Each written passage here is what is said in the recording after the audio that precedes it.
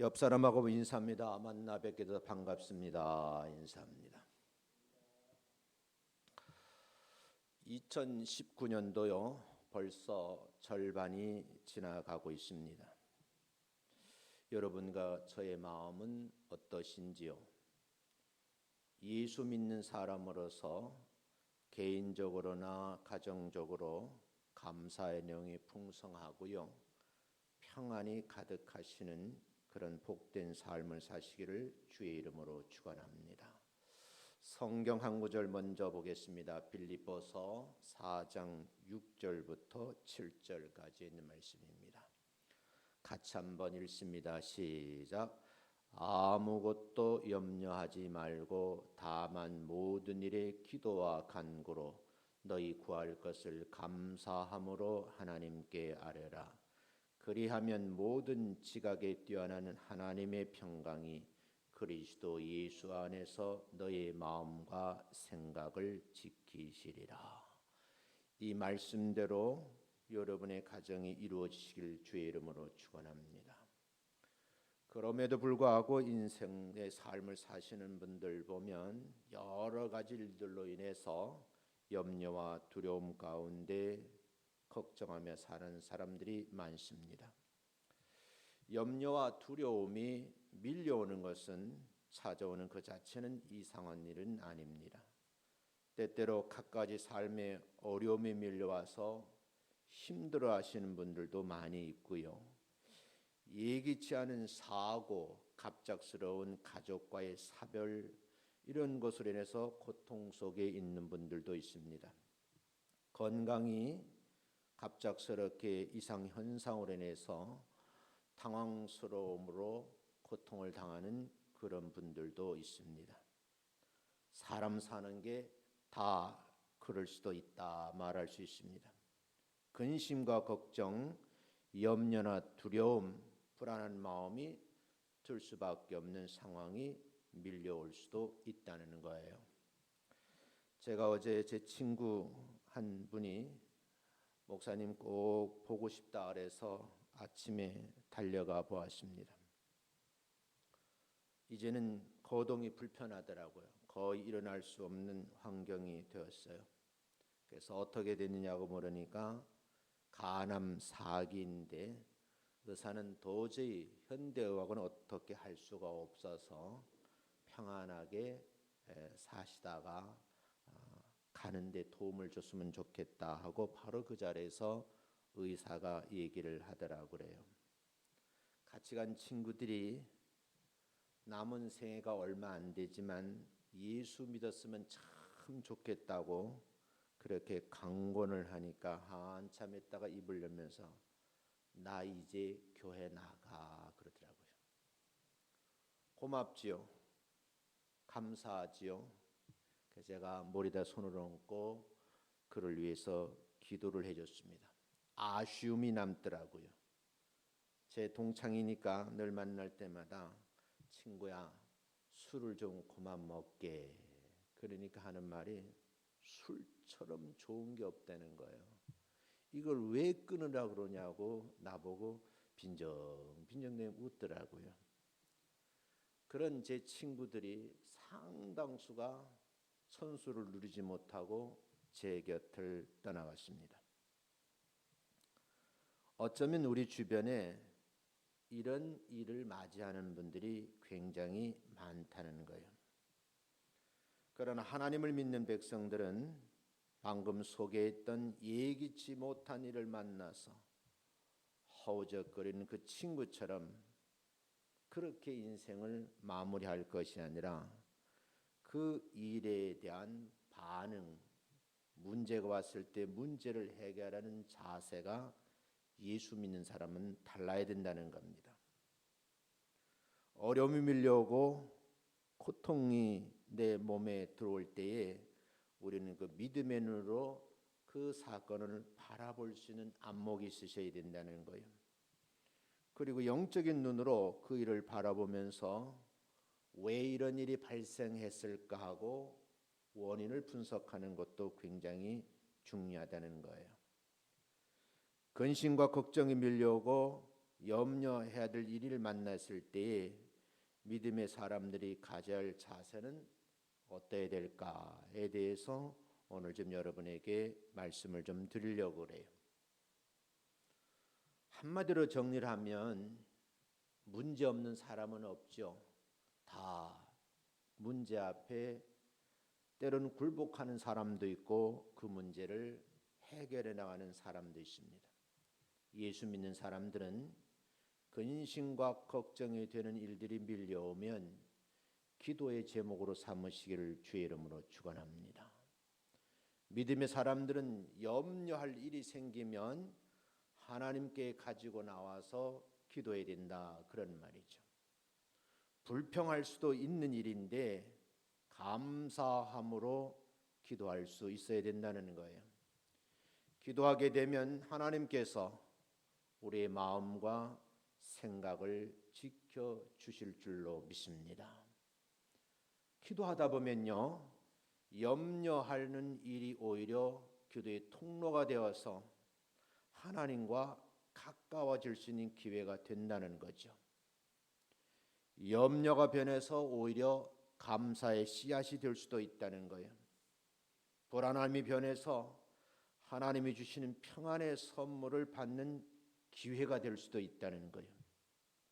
하나님께 가까워지고 내 생에 감사의 씨앗을 심고 평안의 선물을 받으면 그 극한 어려움, 참으로 고통스러운 인생의 문제도 극복할 수 있을 뿐만 아니라 반전을 시킬 수도 있다는 겁니다.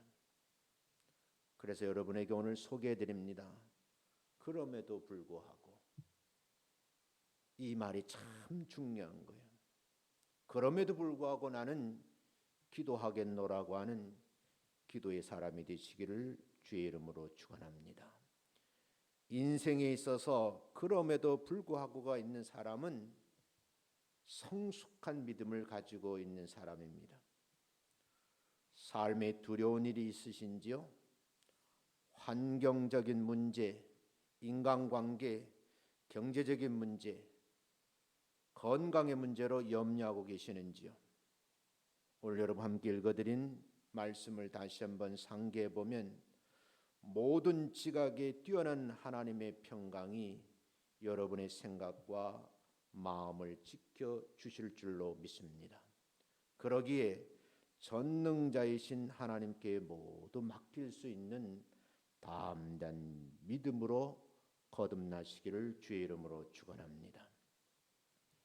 사랑하는 성도 여러분, 이번 주일은 7월 첫째 주일인데 기독교의 절기 중에 가장 중요한 절기인 맥추 감사절입니다.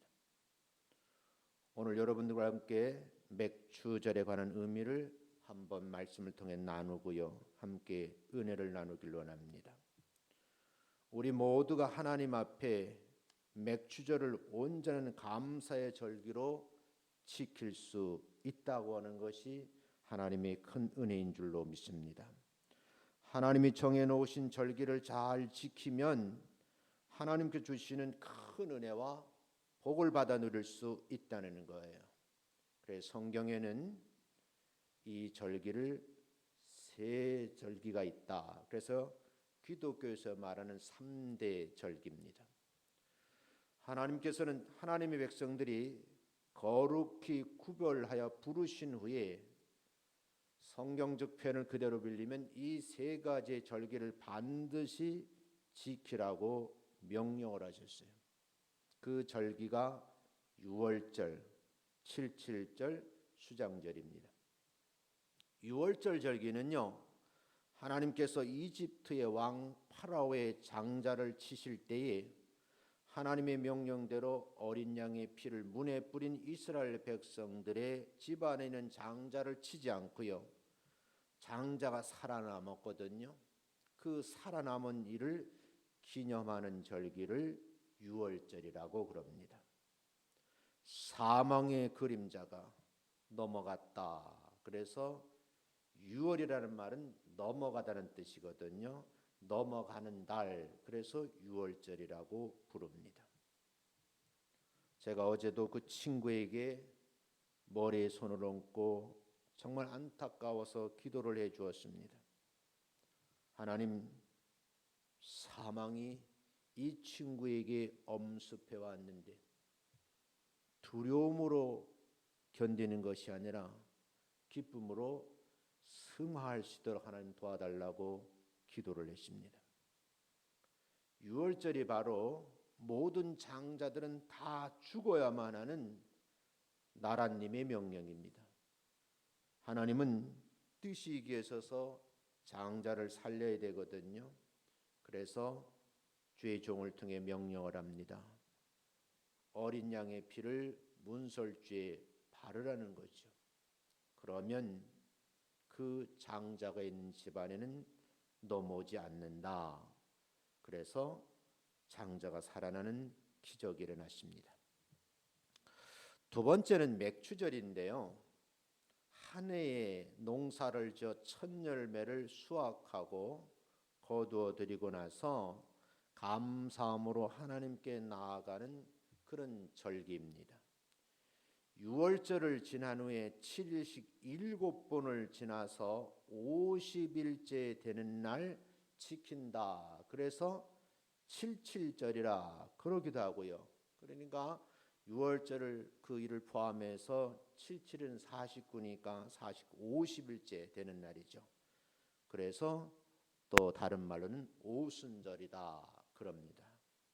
첫 열매를 감사의 제물로 하나님께 드리기에 다른 말로는 초실절이다 이런 표현을 쓰는데 여러분들은 간단하게 그냥 맥추절이라고 이해를 하시면 됩니다. 첫 열매를 감사의 제물로 하나님께 드리는 절기라는 말이죠. 구약 성경은 맥추절은요 신약의 오순절로 이어져 갑니다. 오순절은 예수님께서 약속하신 성령님을 보내주신 절기입니다. 그래서 신약에서 이렇게 부활절을 지키고요, 오순절을 지키고 그다음에 성탄절을 지키고 이런 이제 모습이 다시 등장을 하게 됩니다.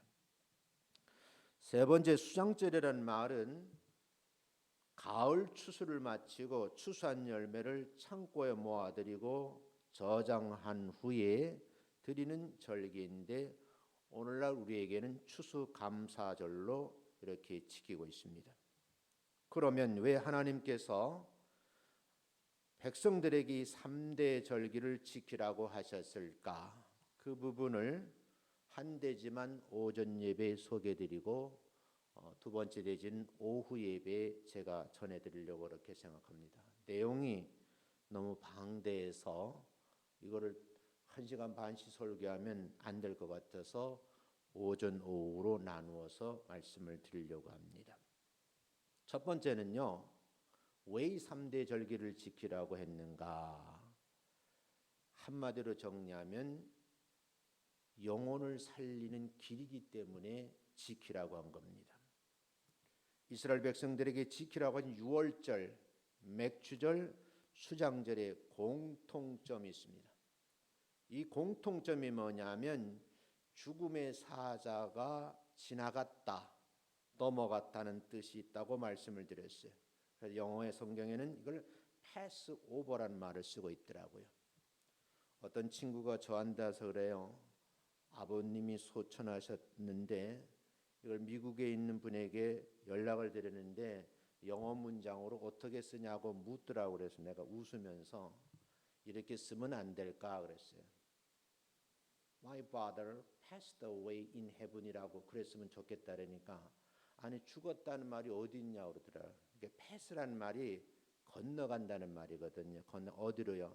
저 멀리 갔다. 그곳이 하늘이다. 그래서 우리나라 말로 소천하셨다 이렇게 번역을 합니다. 그러니까 패스라는 말인데 오버, 넘어갔다는 뜻이에요. 그래서 이스라엘 사람들은 죽음의 그림자가 우리 집을 넘어갔다. 그래서 장자의 생명을 건졌음으로 인해서 너무너무 감사해서 지키는 절기가 유월절 절기입니다. 그리고 난 후에 한 해가 시작되어서 첫 수확물을 거두어 들인 후에 첫 열매로 하나님께 드리는 절기가 바로 맥주 감사 절기입니다. 한 해 추수를 마치고 창고에 결실을 저장하고 드리는 감사, 그 감사가 얼마나 큰지 여러분이 기억을 더듬어 보셔야 돼요. 저희들이 어렸을 때는 먹을 것이 없어서 학교 갔다 오다가 보리밭을 그냥 지나가지 못하고 보리삭을 잘라다가 불에 태워서 손으로 막 비벼가지고 후후 불어서 먹고 나면요, 친구와 친구 얼굴을 쳐다보면 그냥 입이라고 그러죠. 이제 주둥이죠. 새카매가지고 그런 친구들이 서로 보고 웃었던 기억이 있는데, 얼마나 많이 훑어먹었던지 집주인이, 땅 주인이 쫓아와가지고 소리 지르면 이 산으로 뛰고 저 산으로 뛰고 그랬던 기억이 있어요. 그래서 우리 인생의 선배들은 지금 시기를 보릿고개를 넘어가는 시기다 그러거든요. 근데 요즘 친구들은 아무리 이런 얘기해도 그 의미를 잘 모르더라고요. 그런데요, 이 절기의 공통점이 뭔가 하면 그 중심에 감사가 있다는 거예요. 하나님, 새해를 시작해서 작년에 심어놓은 보리삭이 다 얼어 죽지 않고 다시 살아서 싹이 나고 꽃이 피고 열매를 맺어서 이렇게 거두어 드리게 하시고 배고픔을 달래게 하시니 감사합니다. 그 감사하는 마음으로 하나님 앞에 나아가서 예배해 드리는 것을 맥주 감사 주일이라 그럽니다. 하나님께서는요, 하나님의 백성들에게 감사하는 그 마음을 받기를 원하시고요, 그런 절기 예배를 드리기를 원하신다는 거예요. 저는 어렸을 때 강원도에서 살았는데요, 강원도는요 정말 우리 어렸을 때 먹을 것이 없는 지역인데, 그것은 옥수수가 많이 나니까 강원도는 옥수수를 강냉이라 그래요. 그것을 맷돌에다 타가지고요, 그걸 밥을 해주는데 강원도 사람은 강냉이 밥이라 그래요. 근데 강냉이 밥이요, 밥을 해놓으면 보기는 참 좋아요. 쌀밥 같아요. 한 입 딱 떠놓으면요, 딱딱해가지고요 먹을 수가 없어요. 거기다가요 식으면요 돌덩이 같아요. 지금은 그걸 건강식이라고 많이 드시지만 저는 정말 죽기보다 싫더라고요.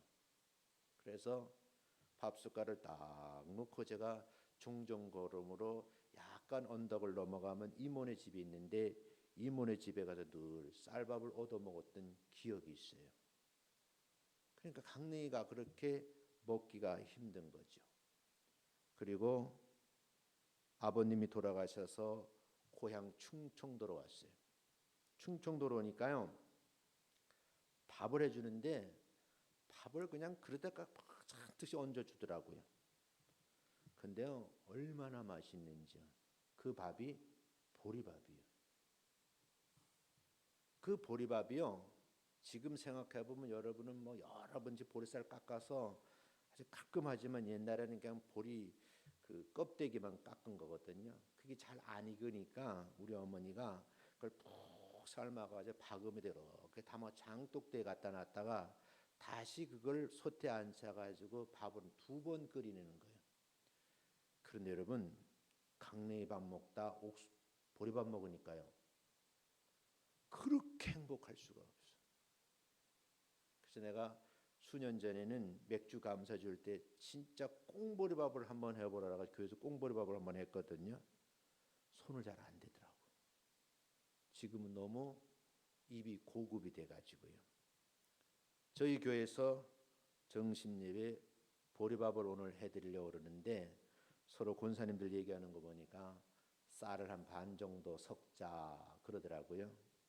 그리고 요즘은 보리도 잘 이렇게 도정을 해서 불편하지 않게 그렇게 나오는데 쌀보다 더 비싸더라고요, 보리가. 어찌됐든 간에 여러분, 하나님께서는 하나님의 백성들에게 감사하는 마음을 갖게 하시려고, 그런 몸가짐으로 신앙생활을 하라고, 그 감사하는 마음을 가지고 살라고 절기를 주셨는데, 그게 맥주 감사절이다. 그런 말씀이에요. 시편 100편 4절 말씀 한번 읽어보겠습니다. 읽어봅니다. 시작. 감사함으로 그 문에 들어가며 찬송함으로 그의 궁정에 들어가서 그에게 감사하며 그의 이름을 송축할지어다. 아멘. 하나님 백성들은요, 하나님 만나는 지름길을 만들어 놓으신 거거든요. 그래서 여러분들이 감사를 잊으시면 안 된다.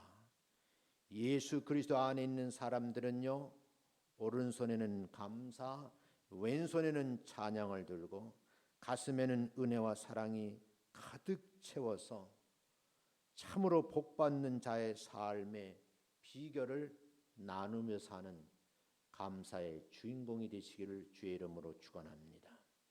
존 밀러라는 사람은요, 사람이 얼마나 행복한가 그 물음에 그의 감사의 깊이에 달려있다라는 글을 남겨놨어요. 존 헨리라는 사람은요, 감사는 자부심과 자신감을 높이고요, 변화나 위기에 대한 대처 능력을 증진시킨다는 유명한 말을 남겨놨습니다. 감사는요, 최고의 항암제랍니다. 감사는 최고의 해독제고요, 방부제라는 겁니다. 오늘 예를 하나 들고 말씀을 좀 마치려고 합니다. 시골교회 할머니 이야기입니다. 손자가 서울에 살고 있었는데 눈길에 넘어져서 다친 거예요. 얼마나 손자가 귀한지 손자가 다쳤다 그러니까 시골 할머니가 서울로 달려와서 병원에 도착했습니다. 병원에 달려오셔서 손자를 붙들고 기도를 합니다. 그 기도의 내용을 여러분에 소개해 드리려고 해요. 딱 오셔가지고 손자를 딱 붙들고 두 눈을 감으시고 기도하는데, 하나님 아버지, 우리 손자가 대갈배기가 쪼개지지 않고 팔이 부러져서 감사합니다.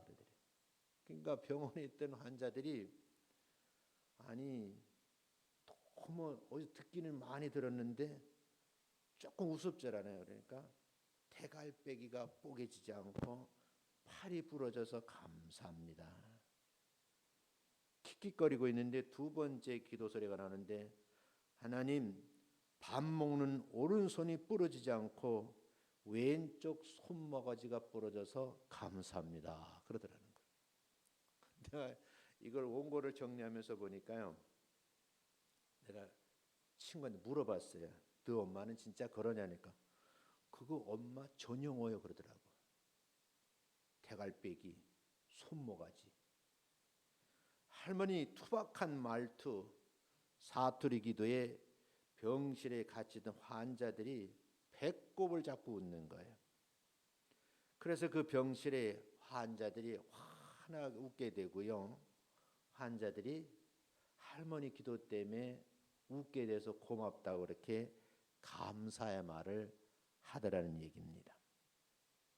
천마디의 불평은요, 자신의 어떤 상황도 반전시킬 수가 없습니다. 오히려 상황을 더 불편하게 만들죠.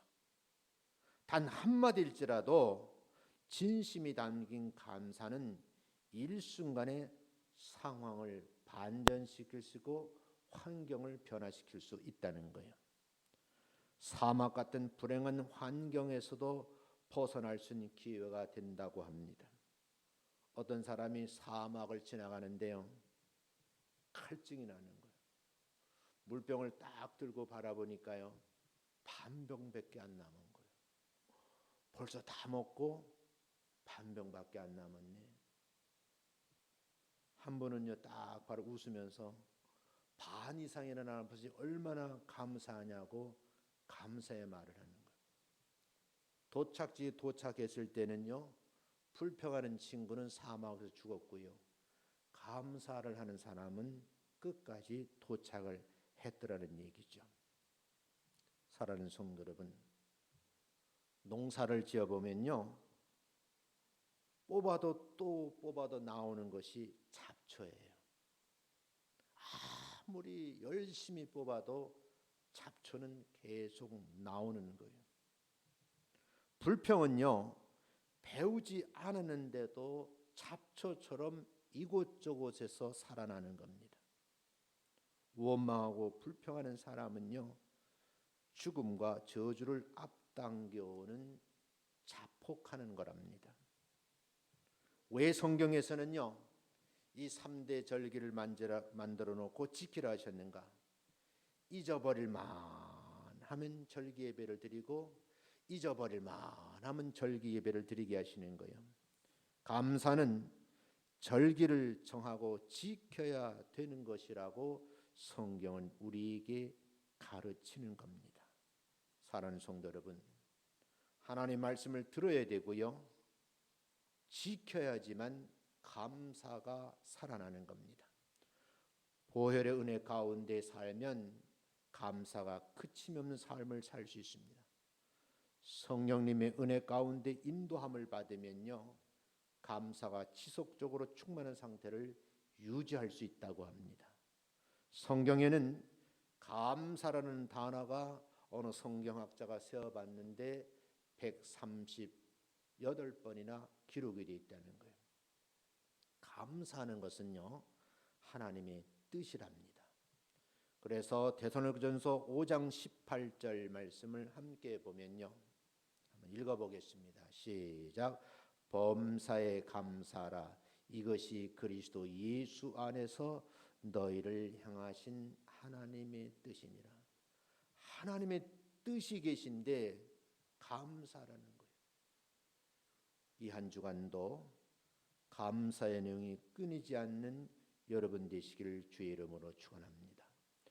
하나님께 순종하는 자, 곁에 있는 가족과 이웃들에게 감사하며 살 때에 여러분의 영혼은 풍성해질 줄로 믿습니다.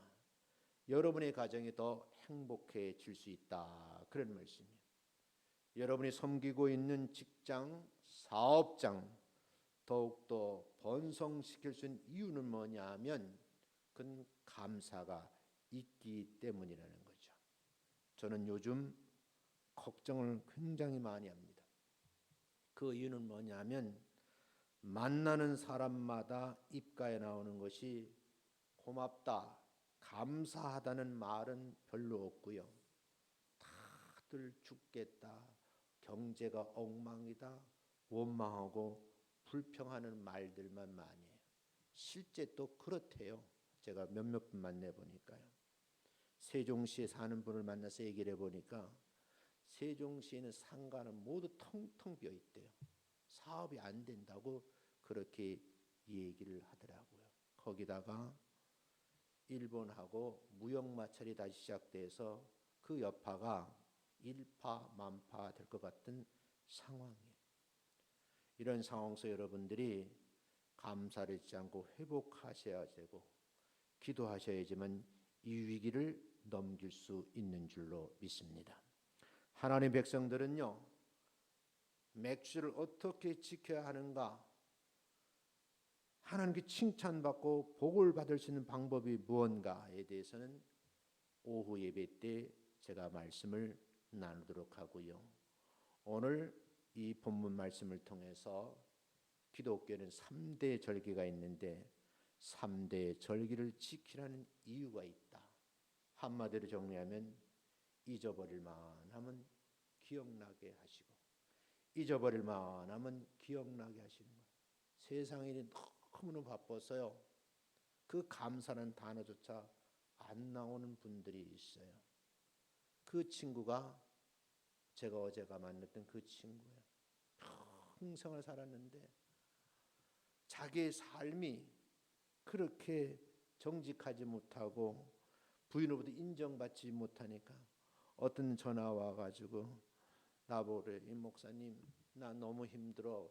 왜? 그러니까 마누라한테 쫓겨나가지고 지금 공장에서 혼자 자고 있다고 그러면서 친구를, 내가 어제도 그랬어요. 친구보다 더 소중한 것이 가족이야. 내가 귓속말로 그랬어요. 그래도 넌 늦게 복을 받았구나. 버림받지 않고 부인의 품에서 죽을 수 있다는 것이 네 행복이다. 그러니까 엷은 미소를 띠더라고요. 사랑하는 성도 여러분, 감사가 회복되시는 복된 주간이 되시고요. 이 감사가 다시 추수감사절을 지는 가을 추수감사일 때 지속되시기를 주의 이름으로 축원합니다. 기도하겠습니다. 하나님 아버지, 감사